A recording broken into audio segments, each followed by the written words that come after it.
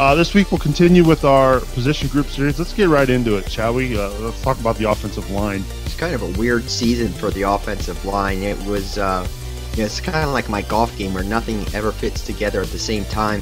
You look at the beginning of the year, and they were doing great from a pass protection standpoint, but they really couldn't get any traction on the run game. And then as the season progressed, the pass blocking was still fine, but it wasn't as good as it was.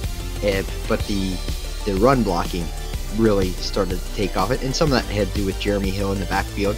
Overall, I thought it was pretty good. I thought Andrew Whitworth had one of, if not the best year he's had as a pro. He played phenomenal.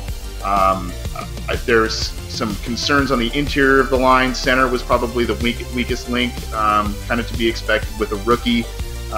You've got the question marks going ahead now with Clint Bowling, and he played decent throughout the year, and I think most Bengals fans want him back. So, a year ago, Mickey, the discussion was largely dominated about whether or not Andrew Whitworth should be moved inside to play guard, and the Bengals re-signing Anthony Collins. You're right, Nick, and it's an interesting conundrum there. Hindsight being what it is, I think the Bengals made the right call on Collins. I think he fit well on this line, but couldn't hold water in Tampa Bay. Scott, you mentioned Robert Gathers in our little mini chat here. I don't know about you three, but I personally don't think he's on the roster in 2015. I didn't think he'd be on the roster in 2014, but he was. But I don't think he survives.